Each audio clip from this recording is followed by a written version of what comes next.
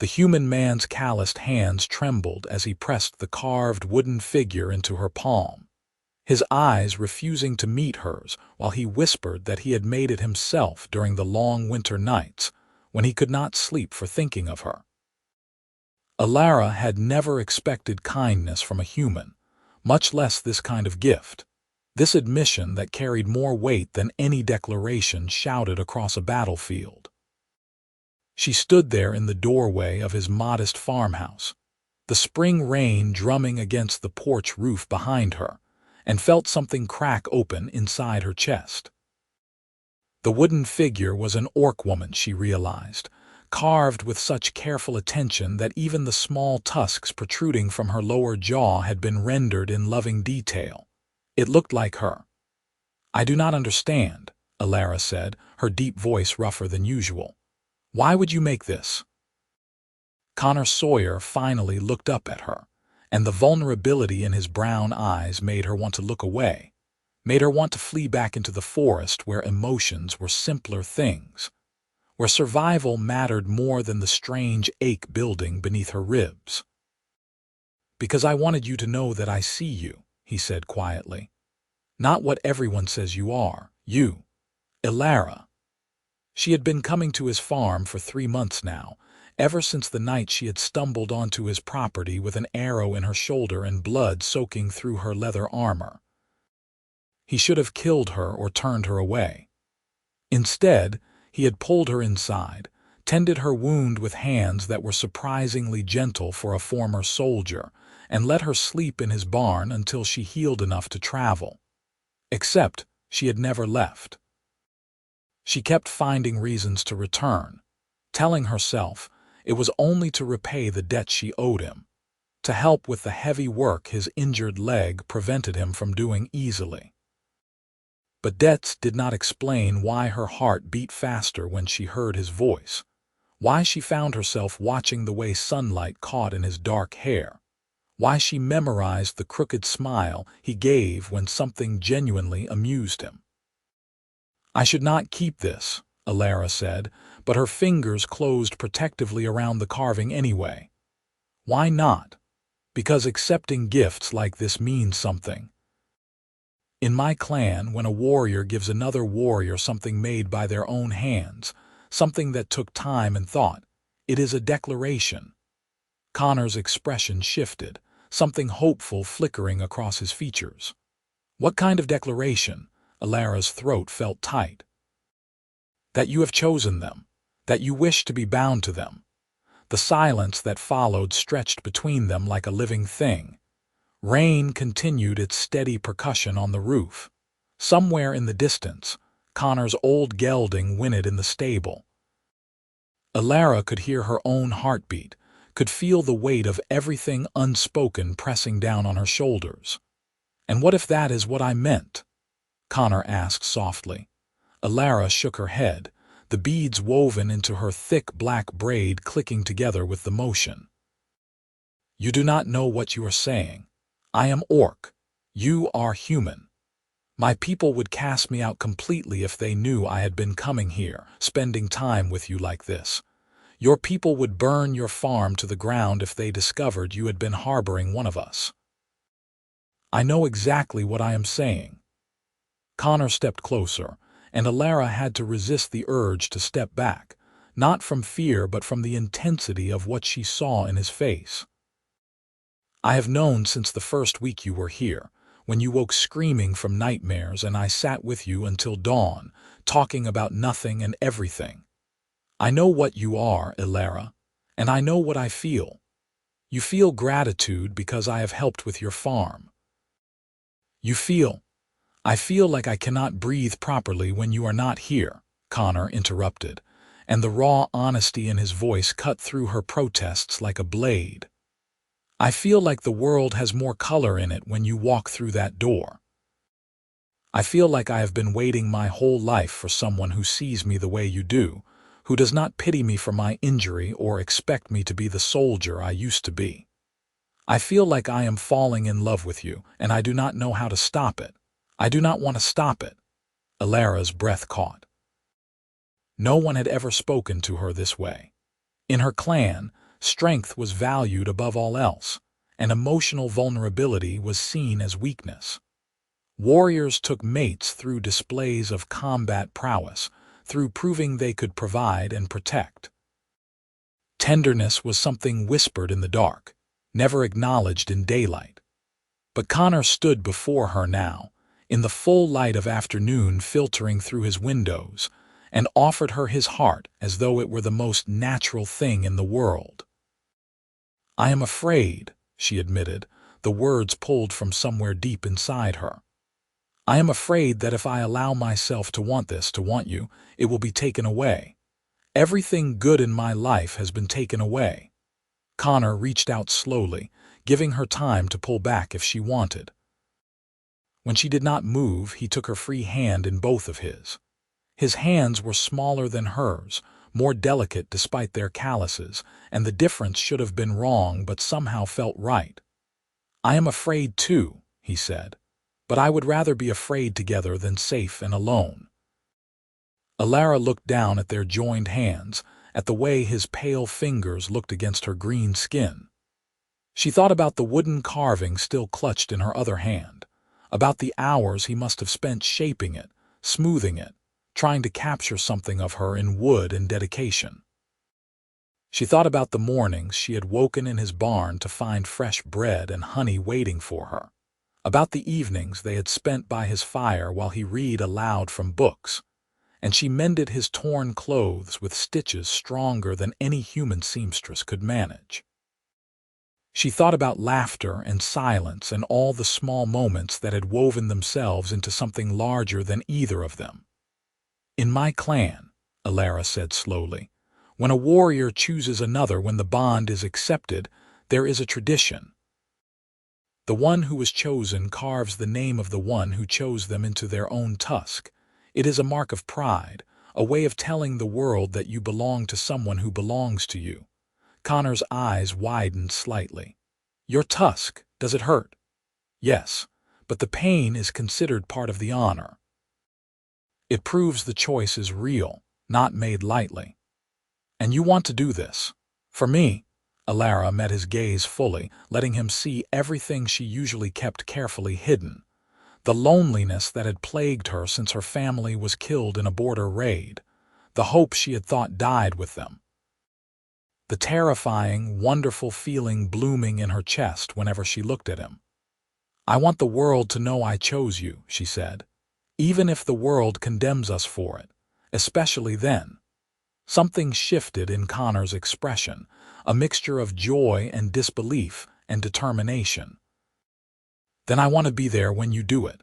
I want to see it."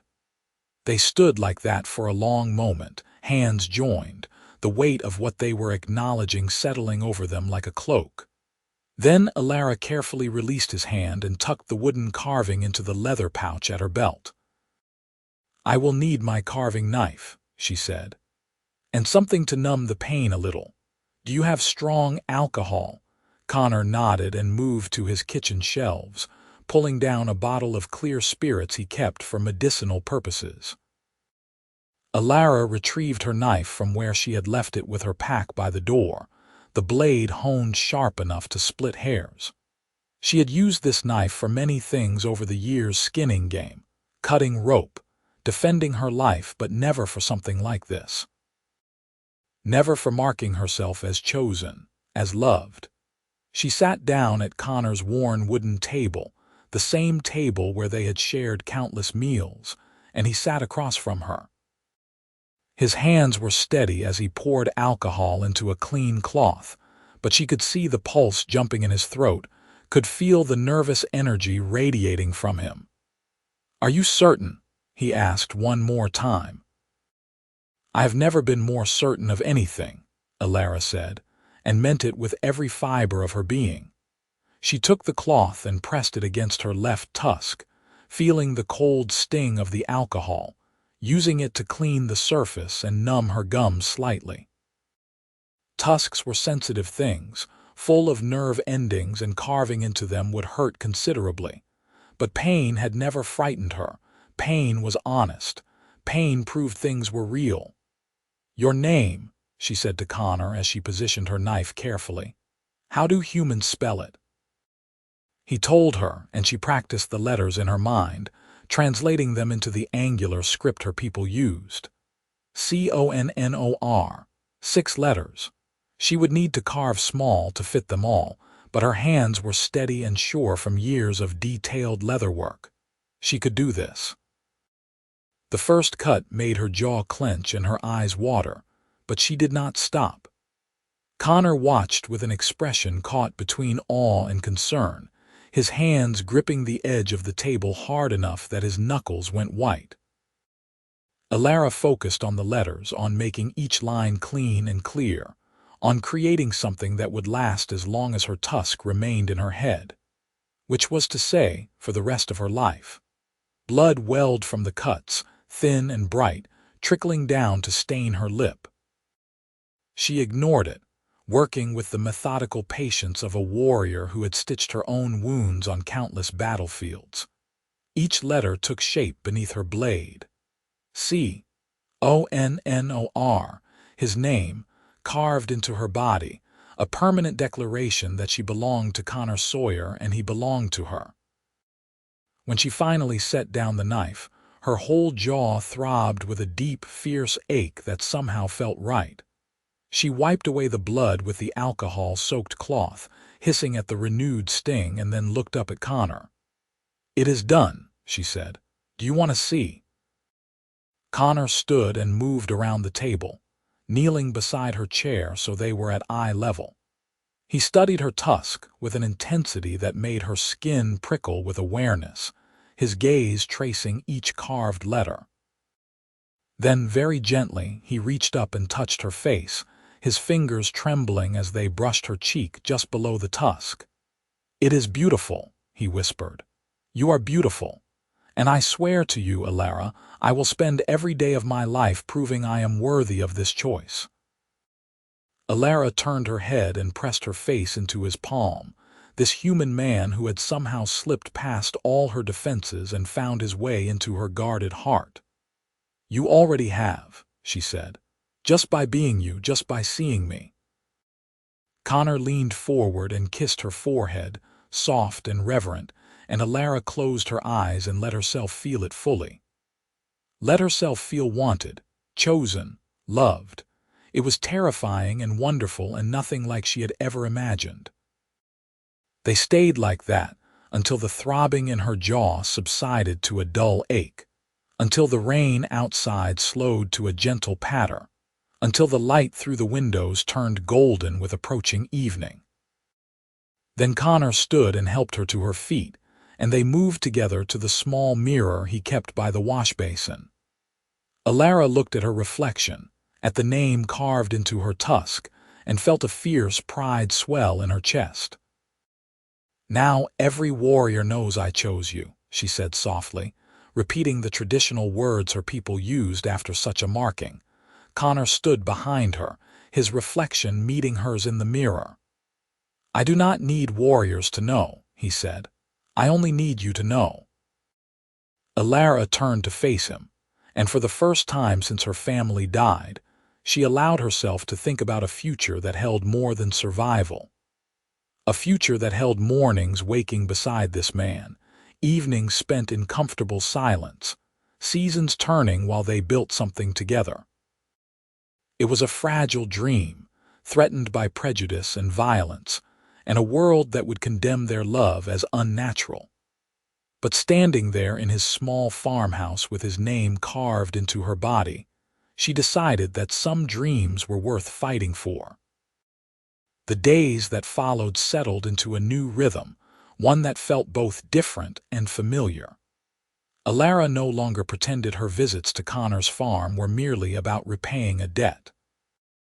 She came because she wanted to be there, because the small house with its creaking floorboards and smoke-stained hearth had become more of a home than anywhere she had lived since childhood. Connor worked his fields and she helped him, her strength making easy work of tasks that would have taken him days alone.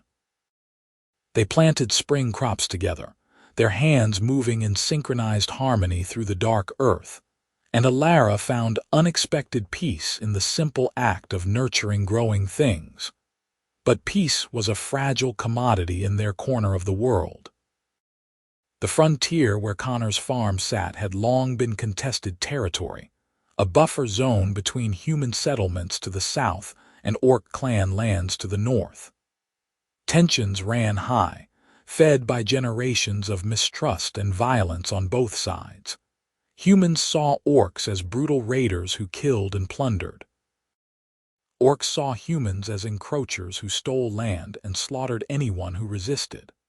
Both sides had enough blood on their hands to justify their hatred, and both sides taught their children that the other was less than fully sapient, barely more than animals wearing humanoid shapes.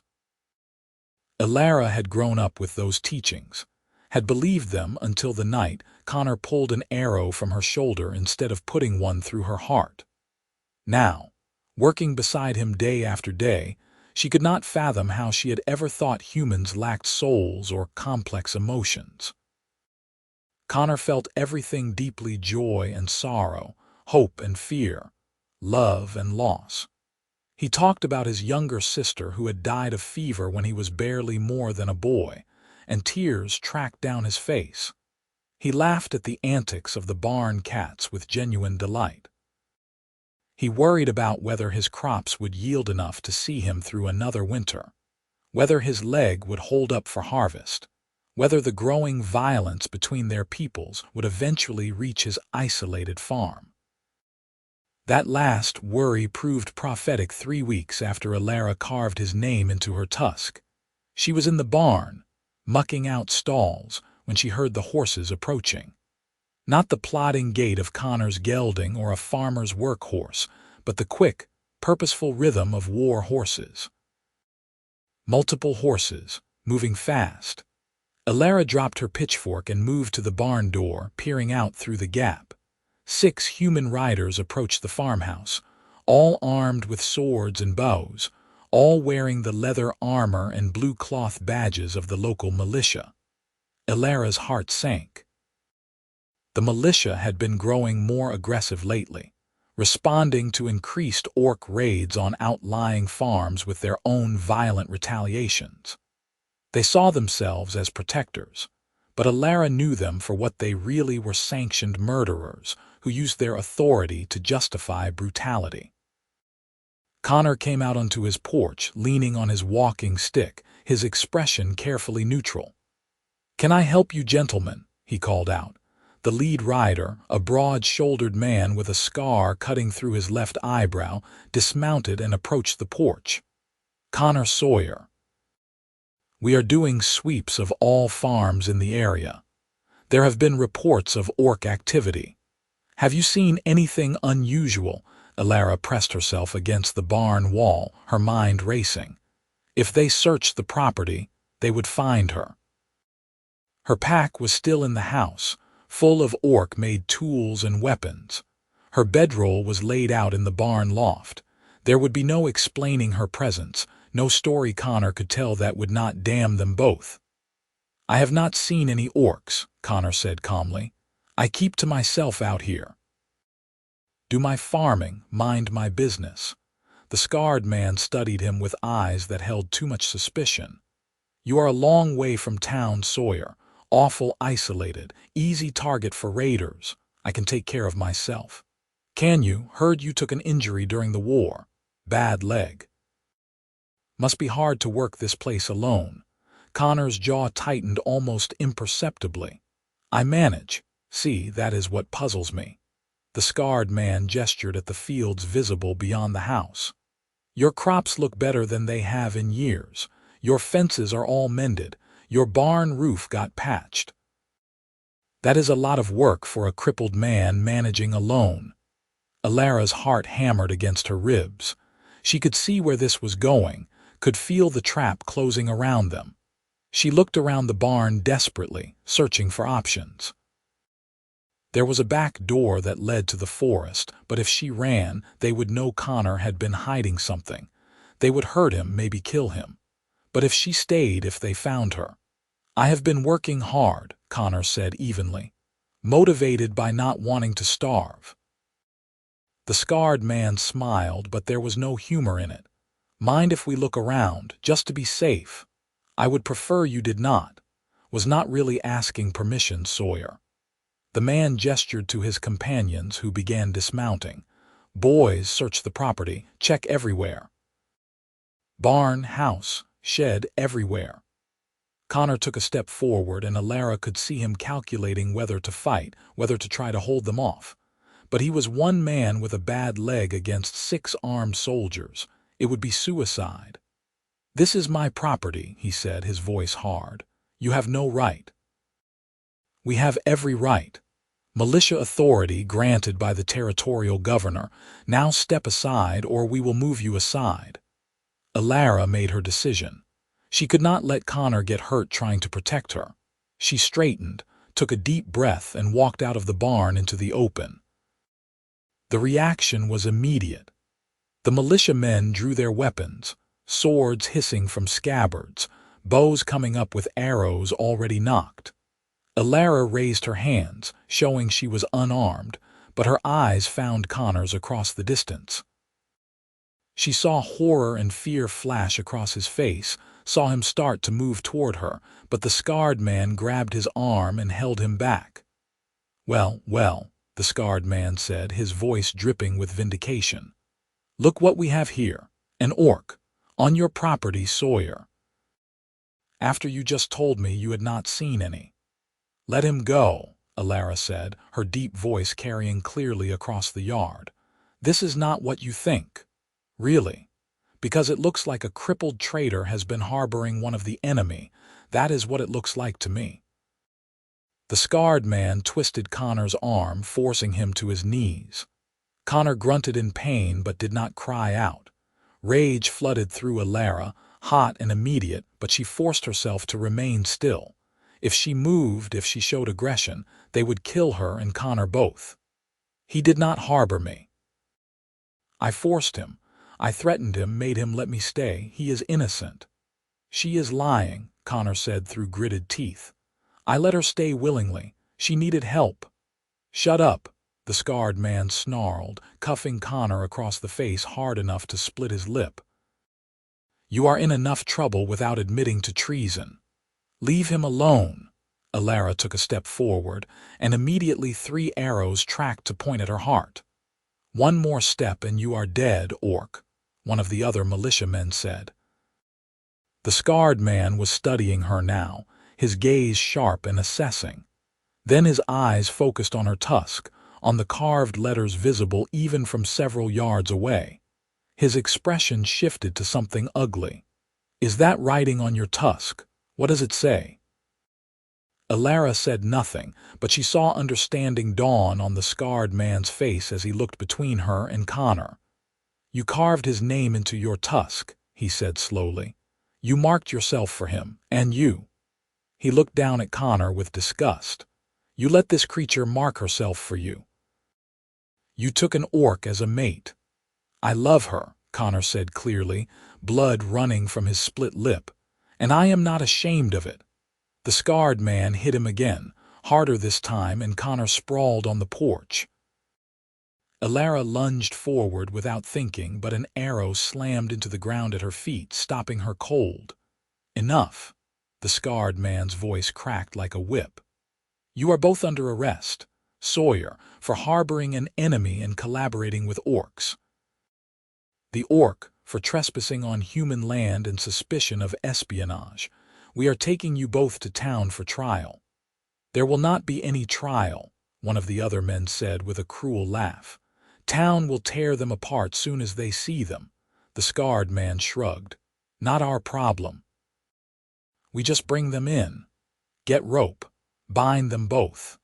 2 men approached Elara with heavy rope, their weapons ready in case she resisted. She considered fighting, considered trying to break through their line and run, but Connor was watching her with pleading eyes, silently begging her not to get herself killed. So she stood still and let them bind her wrists behind her back, let them treat her like a criminal when her only crime was falling in love with a good man. They bound Connor as well, wrenching his arms behind him with unnecessary force that made him hiss in pain. Then they dragged them both down to where the horses waited. The scarred man mounted his horse and gestured for two of his men to do the same. "We will ride ahead and alert the town. You three bring the prisoners. Make sure the orc does not escape. If she tries, kill her." Connor and Elara were forced to walk, their bound hands making balance difficult, while three mounted men herded them like animals down the dirt road that led away from Connor's farm. Elara looked back once at the small house and fields, at the peaceful life they had been building together, and wondered if she would ever see it again. The walk to town took hours. The sun climbed high and then began its descent toward the western horizon, painting the sky in shades of orange and gold. Elara's jaw still ached from the carving she had done, a constant reminder of the choice she had made, the love she had claimed. She looked at Connor walking beside her, at the blood dried on his chin, the bruise forming along his cheekbone, and felt a fresh wave of fury at the men who had hurt him. "I am sorry," Connor said quietly during one of the brief moments when their guards were distracted, arguing among themselves about something. "You have nothing to be sorry for," Elara replied, keeping her voice equally low. "I should have been more careful. Should have made sure no one saw you, should have hidden the evidence better. This is my fault." "No." Elara's voice was fierce despite being barely above a whisper. "The only ones at fault are the people who think love is a crime, who think that I am less than human because my skin is green. Do not apologize for being brave enough to see past what you were taught." Connor managed a small, pained smile. "I do not regret it, you know. Even if this ends badly, I do not regret loving you." "It will not end badly," Elara said with more confidence than she felt. "We will find a way through this. Quiet back there," one of the guards snapped, riding closer. "No talking." They fell silent, but Elara's mind raced, trying to think of some way to escape, to save Connor, to prevent whatever the town had planned for them. But bound and outnumbered, with miles of open farmland around them offering no cover, she could see no clear path to freedom. As evening approached, they crested a hill and saw the town spread below them, a cluster of wooden buildings surrounding a central square. Elara had never been this close to a human settlement before, had only seen such places from a distance. Now, being marched toward it like a prisoner, she felt a cold dread settle in her stomach. People were already gathering in the square, drawn by whatever the scarred man had told them. She could see torches being lit, could hear the ugly buzz of an angry crowd. The guards led them down the main street toward the square, and people poured from buildings to stare at them, to shout insults and throw refuse. Elara kept her head high, refusing to show fear, but beside her she could feel Connor trembling with suppressed rage at how they were being treated. In the square, a wooden platform had been erected, probably used for public announcements and market days. The scarred man stood on it now, addressing the crowd that had swelled to several hundred people. "Citizens," he called out, his voice carrying over the noise, "we have caught a traitor in our midst. Connor Sawyer has been harboring an orc on his property. He admitted to taking this creature as a mate." The crowd erupted in furious shouts. People surged forward, faces twisted with hatred, hands reaching as if they wanted to tear Connor and Elara apart with their bare hands. The guards struggled to hold the mob back, forming a protective circle that was more about keeping order than actual protection. They were forced up onto the platform, shoved to their knees in front of the crowd. The scarred man grabbed Elara's face roughly, turning her head to show the carved tusk to the audience. "See," she marked herself for him, used her savage rituals to claim a human man. "This is the kind of corruption we face, the kind of evil that threatens to destroy our way of life." "She is not evil," Connor shouted, struggling against the hands holding him down. "She is kind and good, and you are all blind if you cannot see it." Someone threw a rock that struck Connor's shoulder. Another hit Elara's back. The crowd was chanting now, calling for death, calling for blood, working themselves into the kind of frenzy that led to massacres. "We should hang them both." Someone shouted, "Burn them, make them an example." The scarred man raised his hands for silence, clearly enjoying his position of power. "We will let the magistrate decide their fate, but I think we all know what justice demands when a human betrays his own kind for a monster."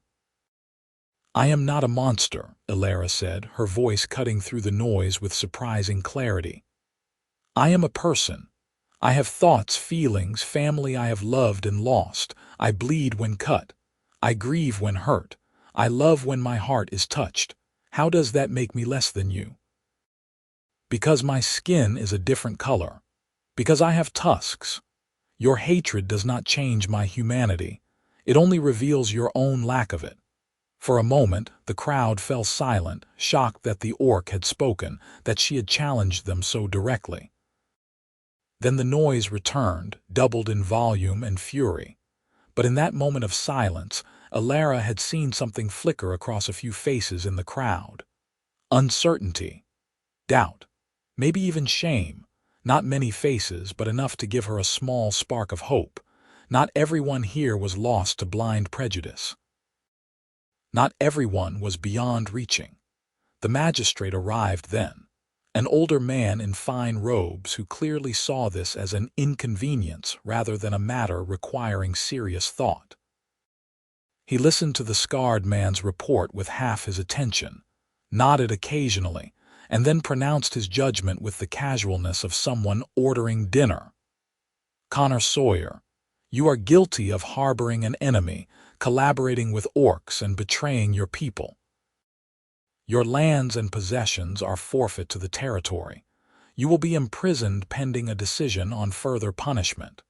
The orc is guilty of trespassing, espionage, and corrupting a human citizen. She will be executed at dawn tomorrow. Take them to the jail." The crowd roared its approval as Connor began shouting, fighting against his captors with desperate strength. "No, you cannot. She has done nothing wrong. Kill me if you want, but let her go, please." Elara felt her throat close with emotion as she watched Connor struggle, this gentle man who had carved her likeness in wood, who had let her into his life and his heart despite every reason to turn her away. He was willing to die for her, she realized. Would beg for her life even knowing it would do no good. "Connor," she called to him as the guards began to drag them in different directions. "Connor, listen to me." He stopped struggling for a moment, his eyes finding hers across the chaos of the square. "I do not regret it either," Elara said, putting every ounce of feeling she had into the words. "No matter what happens, I do not regret choosing you." Then they were pulled apart, Connor dragged toward a stone building that served as the town jail, and Elara taken to what looked like a root cellar behind one of the shops, apparently the only place they thought secure enough to hold an orc. They threw her down the stairs into darkness that smelled of earth and old vegetables, and slammed the door shut above her. She heard a heavy bar drop into place, and then footsteps retreating. Elara lay in the darkness for a long time, her bound hands numb behind her, her body aching from the day's abuse. She thought about her clan, about how they would react when news reached them that one of their warriors had been executed by humans. It would fuel more violence, more raids, more death on both sides. She thought about Connor, locked in his own cell somewhere, probably blaming himself for everything. She thought about the farm, about spring crops that would wither without care, about a future that had seemed so possible just that morning. But mostly she thought about what she had told the crowd, about humanity and hatred, and the choice everyone made about which to embrace. She had spent most of her life believing humans were incapable of true feeling, that they were lesser beings deserving only contempt. Connor had taught her how wrong she was, had shown her that individuals could not be judged by the actions of their group. Now she needed to find a way to teach that same lesson to others, to break the cycle of violence that had defined relationships between their peoples for generations. The problem was that she was bound, locked in a cellar, and scheduled to die at dawn. Not exactly an ideal position for teaching anyone anything. Elara forced herself to sit up, working her way to the wall so she could lean against it. Her hands were tied with rough rope, thick and well knotted, but her captors had made a mistake. They had assumed her tusks were just decorative, just part of her monstrous appearance. They did not know that orc tusks were sharp enough to cut, strong enough to saw through materials with enough time and pressure. She bent forward, bringing her bound wrists toward her mouth, and began working the rope against the edge of her left tusk, the one carved with Connor's name. The motion pulled at her still healing jaw, sending sharp pains through her face, but she gritted her teeth and kept working. Back and forth, feeling the rope fibers begin to separate slowly under the pressure. It took hours.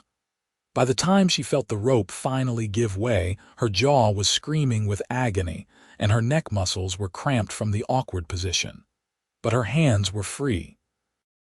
She pulled the remnants of rope from her wrists and flexed her fingers, feeling circulation slowly return with pins and needles' intensity.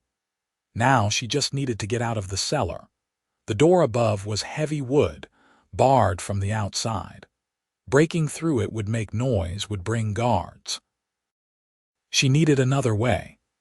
Elara felt along the walls in the darkness, searching for weakness, for any gap or loose board. The cellar was well constructed, probably used for storing valuable goods, designed to be secure. But it was also old, and old things had vulnerabilities. She found it in the corner, where the stone foundation met the wooden wall. Years of moisture had rotted a section of board near the floor, leaving it soft and weak. Elara dug her fingers into it and pulled, feeling the wood crack and splinter. It made some noise, but not much, certainly not enough to carry beyond the building above. She worked quickly, tearing away pieces of rotten board until she had created a gap large enough to squeeze through. Beyond the wall was earth, the foundation set into a shallow excavation. Elara began digging with her hands, scooping away dirt and piling it behind her. The work was slow and exhausting, and she had no idea how much earth she would need to move before she broke through to open air, but it was her only option. Luck was with her. The cellar had been built into a slope, and she only had to dig through a few feet of earth before her hands broke through into open night air. She widened the hole, scraped herself bloody squeezing through it, and emerged into an alley behind the shop building. The town was quiet now, most people having returned to their homes after the excitement of the capture. Guards would be posted at the jail where Connor was held, and probably someone watching the cellar door, but Elara had emerged in a blind spot, unseen. She crouched in the shadows, taking stock of her situation. She was free, but Connor was not. She could run, could flee back to the forest and probably make it to clan territory before pursuit caught her. She could save herself. But saving herself meant leaving Connor to whatever punishment the town decided on, meant abandoning the man she loved to pay the price for her crimes. That was not an option. She had carved his name into her tusk, had declared to the world that she chose him. She would not abandon that choice now. The jail was a stone building near the center of town, built to hold dangerous criminals and designed to be escape-proof. Getting in would be nearly impossible. But Elara had one advantage: no one expected the orc to be free. They thought her securely locked away, waiting for dawn and execution. They would not be watching for an attack. Elara moved through the shadows between buildings, keeping to the darkest places, avoiding the few people still moving through the streets. She made her way in a wide circle around the jail, studying it from every angle, looking for weaknesses. The front door was guarded by 2 armed men. The windows were small and barred. The roof was solid stone. But there was a chimney, and where there was a chimney, there was ventilation. She climbed the building next to the jail, using gaps in the stonework as handholds, moving with the practiced ease of someone who had spent years navigating rough terrain. From the roof of the neighboring building, she could see down into the jail's small courtyard, could see the chimney rising from what was probably a fireplace in the guard room. The gap between buildings was perhaps 6 feet. Elara backed up, took a running start, and leaped. She hit the jail roof harder than she would have liked, the impact loud in the quiet night, but no alarm was raised. She hurried to the chimney and peered down. No fire burned below, just cold ashes. The flue was open. Elara lowered herself into the chimney, bracing her back against one wall and her feet against the other, inching downward in the claustrophobic darkness. Soot coated her skin and clothes, got in her mouth and nose, but she kept moving until she felt the chimney open up below her. She dropped the last few feet into the fireplace, landing in a crouch in a cloud of ash. The guard room was empty. The guards were probably at the front door or sleeping. Elara crept to the door that led deeper into the jail, listening carefully before easing it open. Beyond was a corridor lined with cell doors, each one barred and locked. She moved from door to door, peering through the small windows, searching for Connor. She found him in the 3rd cell. He was sitting on a rough wooden bench, his face in his hands, looking more defeated than she had ever seen him. The sight sent a spike of pain through her heart.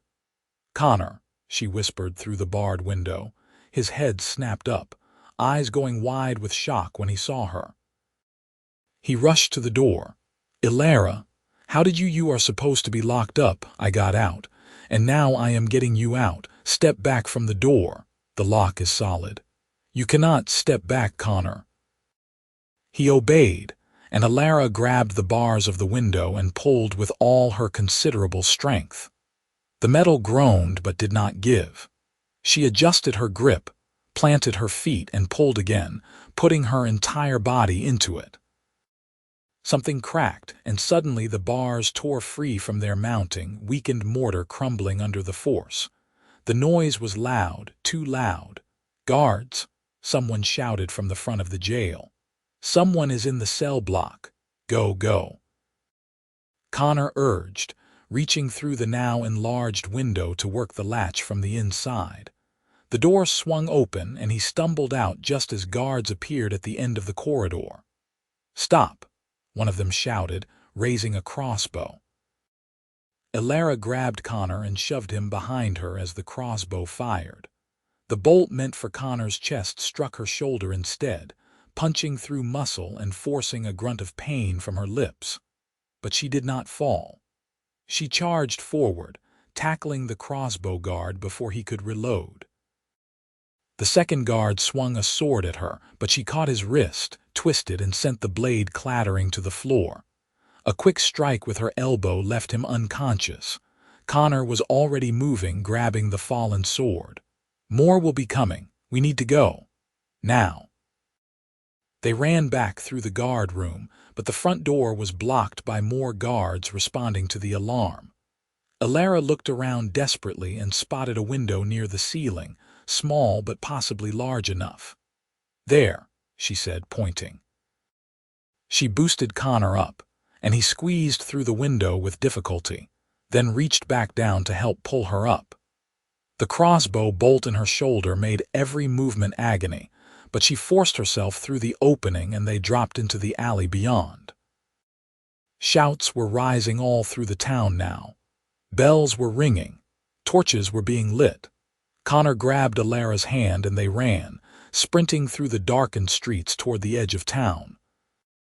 People emerged from houses, trying to block their path, but Elara simply ran through them, her larger size and strength scattering them like wheat before a scythe.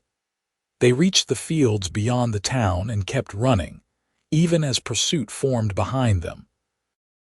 Connor's bad leg was slowing him, Elara could tell, pain showing in every step. The crossbow bolt in her shoulder had broken off at some point, leaving just a stub of wood protruding from the wound, blood soaking her shirt.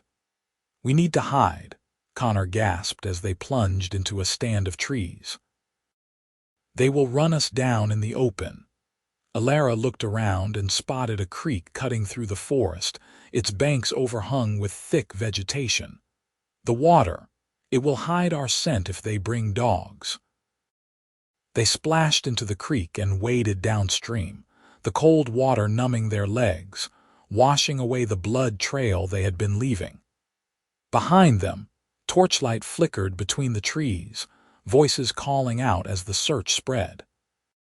Connor stumbled and nearly fell, but Elara caught him, half carrying him as they pushed forward. They followed the creek for what felt like hours, until Connor's leg finally gave out completely and he collapsed on the bank, gasping in pain. Elara pulled him into a hollow beneath an uprooted tree, using fallen branches and brush to hide the opening. They huddled together in the small space, trying to quiet their breathing, listening to the search pass by around them. Connor was shaking, whether from cold or pain or shock, Elara could not tell. She wrapped her arms around him, trying to share what warmth she could, ignoring the fire in her shoulder where the crossbow bolt was still embedded. "We made it," she whispered. "We got out." "You came back for me," Connor said, his voice thick with emotion. "You could have escaped, could have saved yourself, but you came back." "Of course I did. I carved your name into my tusk. I chose you. That means something." Connor pulled back enough to look at her face in the dim light filtering through their hiding place. His fingers found the carved tusk, traced the letters of his name gently. "I do not deserve you. You deserve everything good in the world," Elara said fiercely. "And I intend to make sure you get it, starting with survival." They stayed hidden through the remainder of the night, listening to searchers gradually give up and return to town. When dawn broke gray and cold, they finally emerged from their hiding place, stiff and exhausted. Connor's face was pale with pain, his bad leg barely supporting his weight. Elara's shoulder was a mass of agony, the wound from the crossbow bolt seeping blood and clear fluid. "We cannot go back to your farm," Elara said. "That will be the first place they look." "I know. We need to get far from here, somewhere they will not find us." "My clan," Elara said slowly, the idea forming as she spoke. "We could go to my clan's territory. It is several days' journey north through the deep forest. Humans do not go there." Connor looked uncertain. "Will they accept me?" "A human? I do not know," Elara admitted. "But my clan values strength and courage. You have shown both, and you are my chosen mate. That has to count for something." It was not much of a plan, but it was all they had. They set off north, moving slowly to accommodate Connor's injured leg, staying off roads and avoiding any signs of habitation. Elara's knowledge of wilderness survival kept them alive. She found edible plants, caught fish in streams with her bare hands, built shelters that kept them dry through spring rains. On the second day, she finally extracted the crossbow bolt from her shoulder using Connor's belt knife, biting down on a leather strap to keep from screaming as she dug the head free from her flesh. Connor cleaned the wound with water and bound it with strips torn from his shirt, his hands gentle despite their trembling. "I am sorry you are hurt because of me," he said for what felt like the 100th time. "Stop apologizing," Elara said through gritted teeth. "If you had not been willing to shelter me that first night, I would have died in the forest." If you had not cared for me, fed me, talked to me like a person instead of a monster, I would still be alone and empty inside. You gave me hope again, Connor. You gave me love. A crossbow wound is a small price to pay for that. They traveled for 5 days, pushing through increasingly wild terrain as they entered the disputed borderlands between human and orc territory. On the 6th day, they were intercepted. The orc patrol materialized from the forest with shocking suddenness. 7 warriors armed with spears and axes, their green skin painted with clan markings Elara recognized. She stepped in front of Connor protectively, raising her hands in a gesture of peace. I am Elara Stonefist, daughter of Groka Stonefist of the Iron Ridge clan, she called out in her native language. The guttural sounds harsh after days of speaking only the human common tongue. I seek safe passage to the clan hold. The patrol leader, a scarred female warrior with gray streaking her black hair, studied them with sharp eyes. Elara Stonefist died in a border raid 6 months ago. Everyone knows this. I did not die. I was wounded and lost in human territory. I survived. With a human. The patrol leader's gaze fixed on Connor with open hostility. You bring a human into our lands. Have you lost your mind? This human is my mate. I have chosen him and he has chosen me. I seek the council's judgment on our bond. Several of the patrol members laughed, ugly mocking sounds. You carved his name into your tusk, one of them said, having spotted the marking. You actually marked yourself for a human. Pathetic. Elara felt rage kindle in her chest, but she forced it down. Anger would not help them now. I claim the right of petition. As a clan member, I have the right to bring a matter before the council. The patrol leader considered this, clearly torn between following protocol and simply killing the human where he stood. Finally, she gestured sharply. You will come with us, both of you. The council will decide your fate. But know this, Elara Stonefist bringing a human to our hold is an act of profound disrespect. You shame your mother's memory. The words stung, but Elara kept her expression neutral as the patrol surrounded them and began marching them deeper into orc territory. Connor walked close beside her, his hand occasionally brushing hers, a small reminder that they were in this together.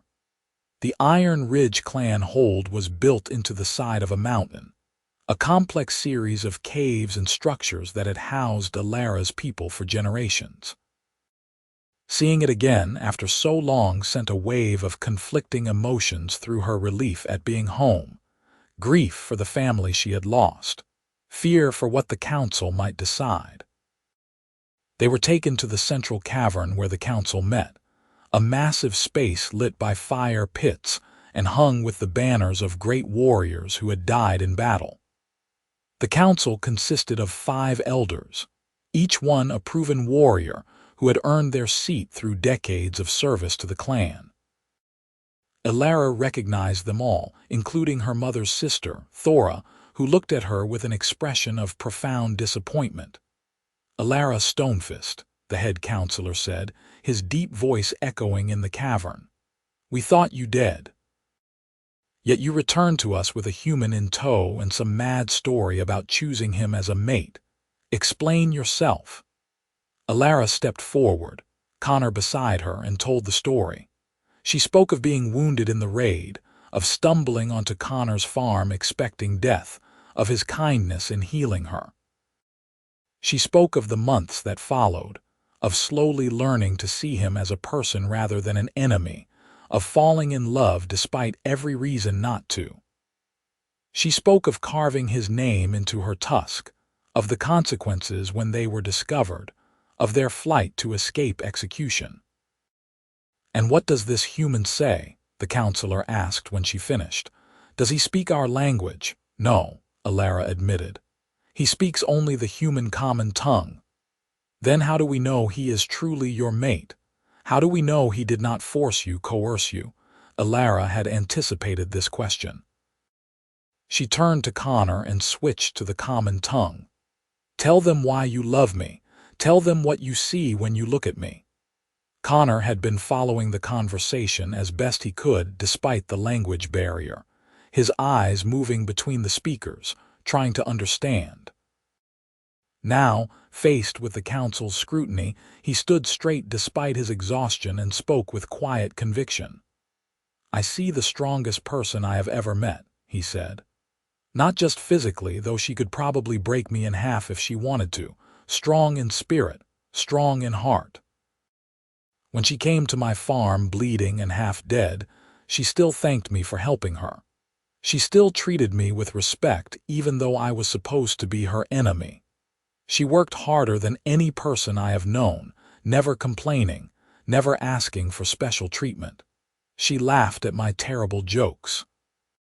She listened when I talked about my fears and dreams. She made me want to be a better man. I love her because she is extraordinary, and I would consider it the greatest honor of my life to stand beside her for whatever time we have." Elara translated his words, her voice catching on the emotion in them. When she finished, several council members were frowning, clearly moved despite their reservations. Thora spoke up, her voice hard. "Love between human and orc is forbidden. It always has been. We have laws for a reason. If we allow this, we open the door to contamination of our bloodlines, to weakness entering the clan." "My mother was one of your greatest warriors," Elara said, meeting her aunt's eyes. "Did she not teach you that strength comes in many forms? Connor is not weak. He survived a war that destroyed stronger men. He works land that would break most people's backs. He stood up to an armed patrol to defend me, knowing it would likely get him killed. He has more courage than warriors twice his size." "He is still human," another counselor said. "Our peoples have been enemies for generations. How do we know this is not some trick? How do we know he will not betray us to his kind?" "Because he already sacrificed everything for me," Elara said simply. "His farm, his home, his standing in human society. He is as much an exile as I am now. We have no one but each other." The council conferred in low voices, arguing back and forth. Finally, the head counselor raised his hand for silence. "We cannot condone this union. It goes against our laws and traditions. However, we also cannot deny that you are clan, Elara Stonefist, and that you have rights as such. We propose a compromise." Elara felt her stomach tighten with apprehension. "What compromise?" "You and the human may stay in clan territory, but you will live apart from the main hold. You will be given land on the border, far enough to not contaminate our people with your choice, close enough that you remain under our protection. You will not be cast out, but you will not be fully welcomed either. This is the best we can offer." It was not what Elara had hoped for, but it was better than execution or exile. She looked at Connor, saw acceptance in his eyes. They had survived worse. They could survive this. "We accept," Elara said, "and we thank the council for their mercy." They were given supplies and directions to a plot of land a day's journey from the main hold, in a valley that bordered both orc and neutral territory. It was wild land, untamed, but it had a stream for water and forest for hunting and open meadows that could potentially be farmed. Connor looked at it with the experienced eye of someone who had worked land before.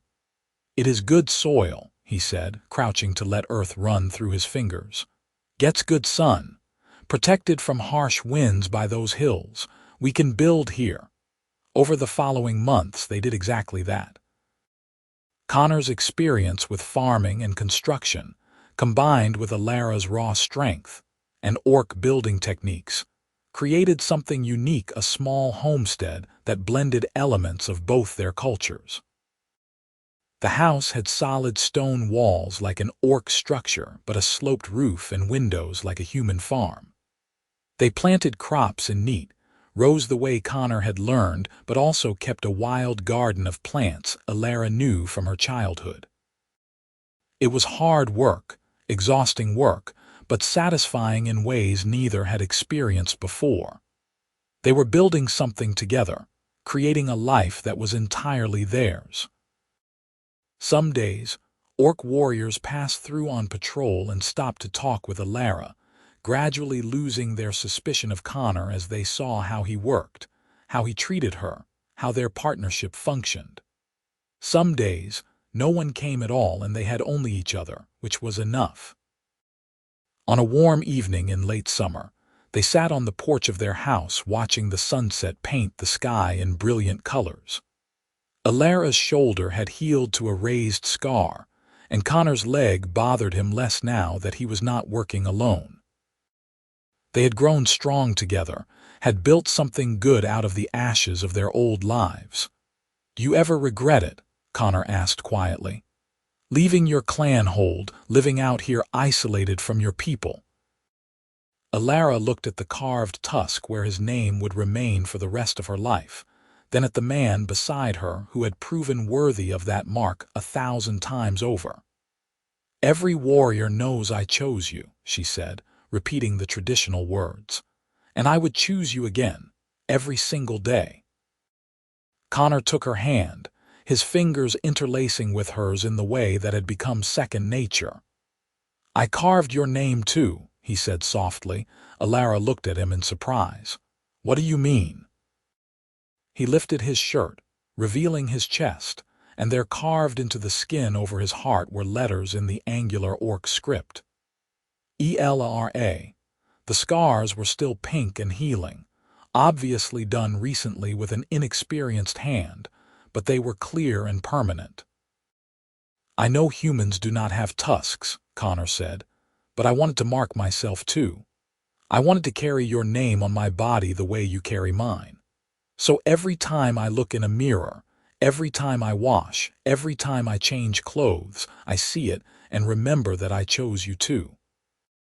Elara felt tears prick at her eyes, something that happened rarely but always seemed to happen around Connor. She pulled him close, careful of their still healing wounds, and held him like she would never let go. "You ridiculous, wonderful man," she murmured against his hair. "Carving yourself without proper tools, it must have hurt terribly." "It did," Connor agreed, his voice muffled against her shoulder. "But pain proves things are real. You taught me that." They sat like that as the sun dipped below the horizon and stars began emerging in the darkening sky. In the distance, they could hear the sounds of the forest settling into night, and somewhere even farther away, the faint sounds of civilization from both orc holds and human towns. Two worlds that hated each other, that had fought for generations, that saw only monsters when they looked across the divide.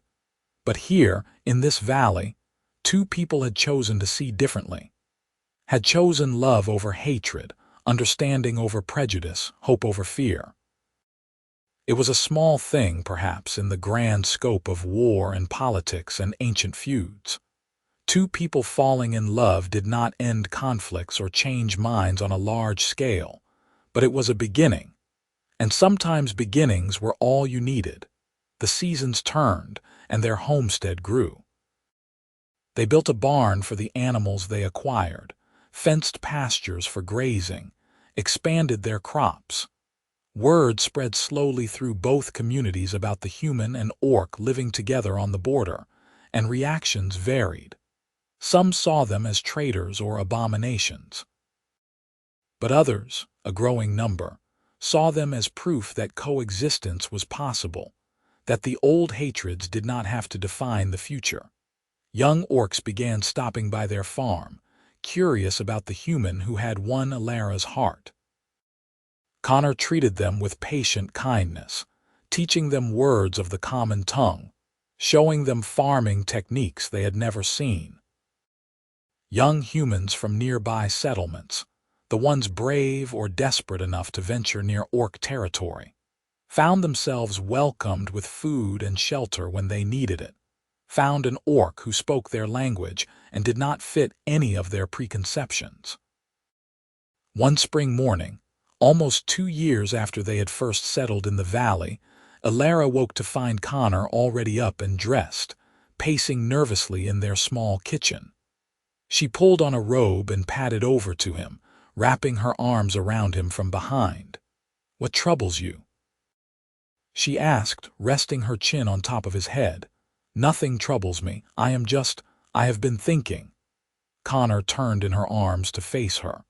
"Our life here is good, better than I ever imagined it could be, but it is still just us. We are still living in isolation, apart from both our peoples. I want more for us. I want to be able to walk through a town with you without fear. I want our children, if we have them, to grow up in a world that accepts them." "That is a beautiful dream," Elara said gently, "but the world is not ready for it. Maybe not the whole world, but maybe parts of it. There are people who come here, who see how we live, and they go back changed. They tell others. Ideas spread. What if we did more? What if we opened our home not just to occasional travelers, but to anyone who wanted to learn? Humans who want to understand orcs, orcs who want to understand humans. We could create a place where both peoples meet as equals." Elara considered this, turning the idea over in her mind. It was ambitious, perhaps foolishly so. But she had learned that the most worthwhile things often seemed foolish at first. "It would be dangerous," she said. "We would be targets for anyone who opposes integration. Radicals on both sides would see us as threats." "I know, but I think it is worth the risk. We have already proven that love can bridge the divide. Why not try to build an actual bridge, a real place where understanding can grow?" Elara looked at this man who had carved her name into his skin, who had given up everything he knew to build a life with her, who still dreamed of a better world despite everything they had endured. How could she say no to that?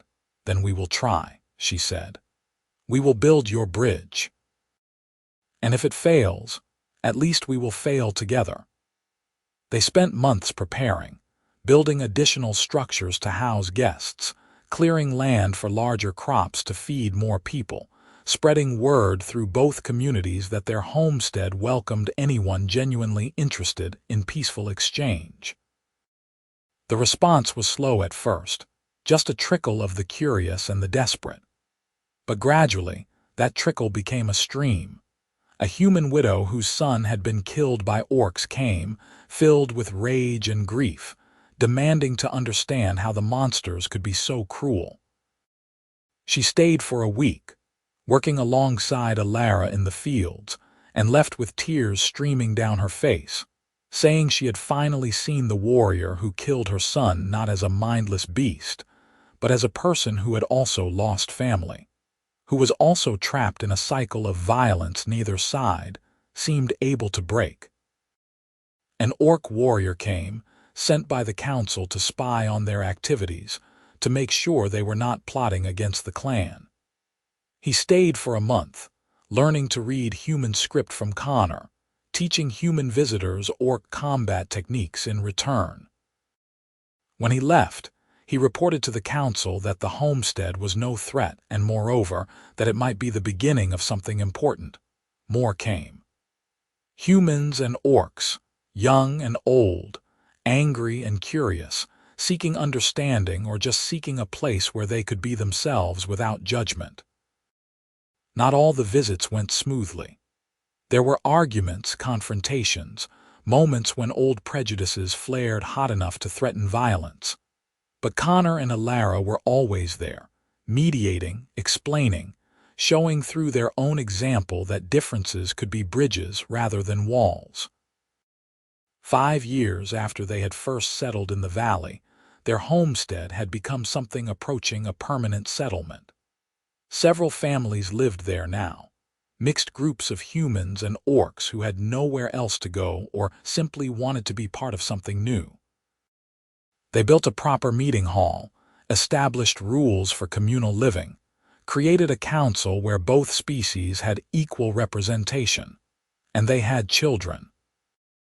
Elara gave birth to twin daughters in the 6th year, green-skinned with small tusks like their mother but delicate features like their father. The births were difficult, half-orc pregnancies being rare and poorly understood by midwives of either species, but Elara survived, and the babies were healthy. They named them Mara and Cora, blending sounds from both languages, and raised them to be equally comfortable in either culture. Watching Connor cradle his daughters, singing them human lullabies while they grabbed at his fingers with surprising strength, Elara felt a contentment she had never thought possible. This was what they had fought for. This was what every carved name and every scar had been worth. On their 10th anniversary in the valley, the settlement threw a festival, a celebration that blended orc and human traditions into something uniquely their own.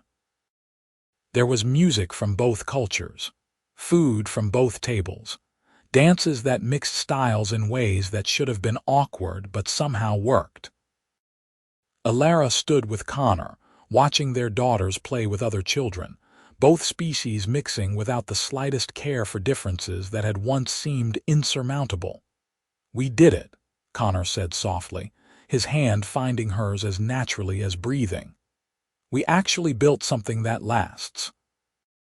"We did," Elara agreed. "Though I suspect the building will never truly be finished. Each generation will have to choose again, to decide whether they want to maintain what we have created or return to the old ways. Then we will have to make sure they have good reason to choose continuation." Connor turned to face her, his eyes holding that same warmth they had held when he first admitted he was falling in love with her all those years ago. "I have never regretted it, you know, not for a single day. Choosing you was the best decision I ever made." Elara reached up and touched the tusk with his name carved into it, the mark weathered by years but still clearly legible. "Every warrior knows I chose you," she said, speaking the traditional words one more time. "And now every child we teach, every person who comes to this place seeking understanding, they know it too. They know that love is stronger than hate, that understanding is more powerful than fear. We have proven it with our lives." Connor smiled and pulled her into a kiss, gentle and familiar, and still capable of making her heart race after all these years. Around them, the festival continued, two peoples celebrating together, and in that moment, Elara could almost believe that their small corner of the world had finally figured out what the rest of it was still struggling to learn. Years continued to pass, each one bringing new challenges and new joys. The settlement expanded, became known throughout the region as a place of neutrality and learning. Scholars came to study how the integration worked. Leaders from both sides visited, some with genuine interest in replicating the model, others looking for weaknesses to exploit. Connor and Elara grew older, their hair graying, their bodies bearing the marks of hard work and harder times, but their bond never wavering. They stood together through droughts and abundant harvests, through conflicts between settlement residents and visiting dignitaries who disapproved of everything they represented. They buried friends who died of old age or accident, and they welcomed new lives born into a world slightly more tolerant than the one they had known. They taught their daughters and their daughters' children the value of seeing people as individuals, of judging character rather than species. Connor's bad leg eventually forced him to use a cane, and Elara's shoulder ached before storms, the old crossbow wound never fully healing. But they adapted, found new ways to contribute, turned their experience into wisdom that could guide younger leaders in the settlement. On a quiet evening in their 35th year together, they sat on the porch of the house they had built with their own hands, watching another sunset paint another sky. They had sat like this thousands of times before, but each time felt precious, each moment another gift neither had expected to receive. "You think we will be remembered?" Connor asked, his voice thin with age but still clear. Elara looked at the settlement spread through the valley, at the houses where humans and orcs lived side by side, at the children playing without awareness that their friendships had once been impossible. She looked at the meeting hall where leaders met as equals, at the fields worked by mixed crews, at the school where both languages were taught to all students. "I think what we built will be remembered," she said. "Whether they remember our names or not does not matter. The important thing is that they remember it is possible, that love can overcome hatred, that understanding can bridge any divide. That is the legacy that matters." Connor nodded slowly, then reached over and took her hand. His fingers were gnarled with arthritis now, but they still fit perfectly with hers. "I would do it all again," he said. "Every hardship, every danger, every moment of fear or pain, I would choose you again." "And I you," Elara said, squeezing his hand gently. 10,000 times over, I would choose you." They sat in comfortable silence as the stars emerged, two people who had defied their worlds to find each other, who had built something lasting from the ruins of prejudice and hate. In the settlement below, lights began to glow in windows, smoke rose from chimneys, and the sounds of evening routines filled the air, voices calling children home, laughter from the tavern, the clang of a blacksmith finishing late work. It was ordinary and extraordinary at once, this life they had created. Ordinary in its daily rhythms, in the simple work of living and loving and building.